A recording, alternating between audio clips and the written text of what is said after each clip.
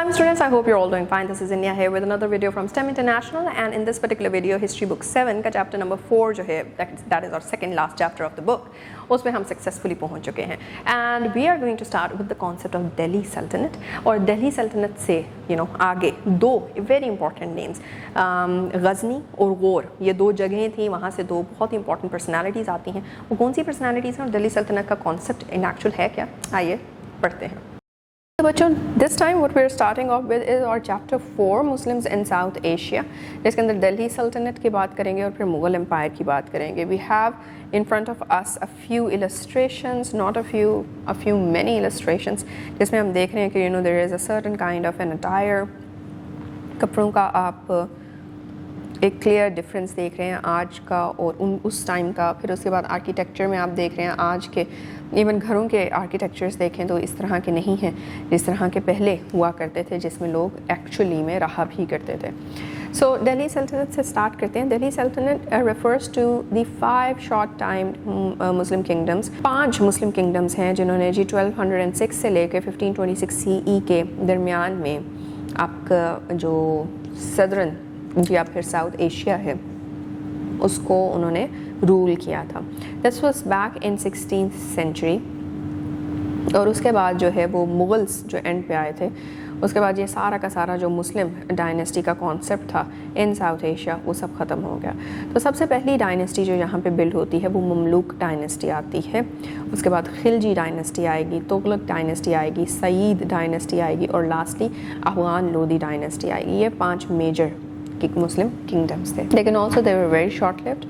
और इसके अलावा जिस तरह हमने पिछले चैप्टर में भी पढ़ा है कि हर डायनेस्टी जो आती है या हर रूलर जो आता है वो अपने कोई पॉलिटिकल स्ट्रक्चर को, अपने सोशल स्ट्रक्चर को या फिर अपने इकोनॉमिक स्ट्रक्चर को जो है वो वहाँ पे अपनी जगह में जो है वो इम्प्लीमेंट करता है, डेवलप करता है, इस्टेब्लिश करता है. That is exactly what we are going to study यहाँ पे भी, कि इन सब में एक तो आए किस तरह से, फिर उन्होंने इस्टेब्लिश क्या किया और उसके बाद फिर इनका डिक्लाइन किस किस वजूहात की वजह से हो गया. सबसे पहले हम पढ़ते हैं सुल्तान महमूद गज़नी के बारे में. गज़नविद कैंपेन स्टार्ट हुई सबसे पहले तो इंडियन सब कॉन्टिनेंट में. सुल्तान महमूद गज़नी जो थे, he was born basically in the Ghazni area in Afghanistan.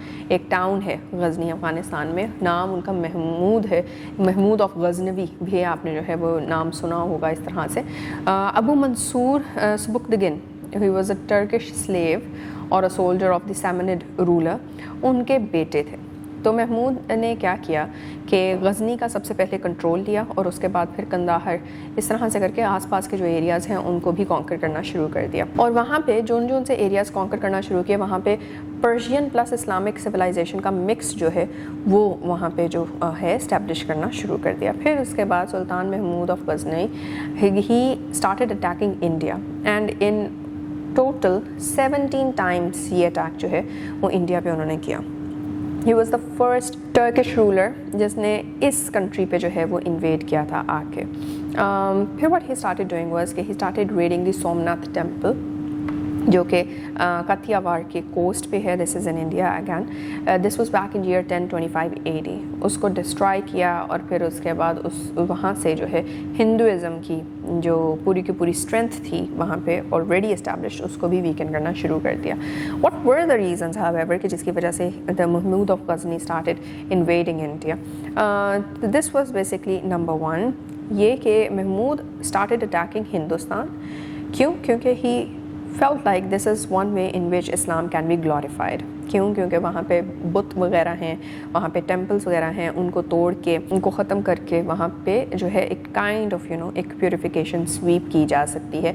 And this is somehow going to add to the glorification of Islam. Second जो उसके पीछे उसके दिमाग में रीज़न थी वो ये थी कि वो गज़नी को ट्रांसफॉर्म करना चाहता था. एक ऐसा रीजन उसको बना लेना चाहता था जो कि अपनी पावर की बेसिस के ऊपर पहचाना जाए पूरे सेंट्रल एशिया में. तीसरा जो उसका फैक्टर था या फिर उसकी रीजनिंग थी, दैट वाज के इकोनॉमिकली वो इंडिया को इन्वेड करना चाहता था. बिकॉज इंडिया में ऑलरेडी वेल्थ बहुत ज़्यादा एक्यूमुलेटेड थी, तो वो चाह रहा था कि उस वेल्थ को وہ حاصل کر لے. اور اس میں یہ بھی ہے کیونکہ اگر تو وہ ایکسپینڈ کرنا چاہتا ہے اپنا امپائر تو آف کورس اس کو اپنی آرمی کو فیڈ کرنا ہے رائٹ, یا پھر فیڈ بھی نہیں کرنا تو پھر ویپنز وغیرہ پرووائڈ کرنے ہیں, فیڈ تو کرنا ہی ہے, ویپنز پرووائڈ کرنے ہیں, باقی لاجسٹکس کا خیال رکھتے ہیں, اور وہ سارے کے سارے logistics without having wealth in pocket نہیں مینیفیسٹ ہو سکتے تھے. سو دیئر فار انڈیا کو انویڈ کرنے کی ایک یہ وجہ بھی بن گئی.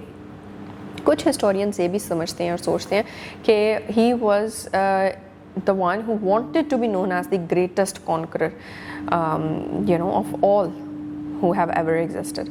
تو اس وجہ سے he was basically making these huge strides in this particular manner. پھر اس کے بعد ہمارے پاس آتے ہیں Muhammad of Ghor. Muhammad of Ghor who was also Sultan Shahabuddin Muhammad. He was born in 1162. He was the younger brother of Ghiyasuddin, or he was the son of Sultan Bahauddin Suri of Ghori. تو غوری یہ جتنے بھی آپ نام سنیں گے وہ بیسکلی کسی نہ کسی جگہ کا نام ہے, ٹھیک ہے.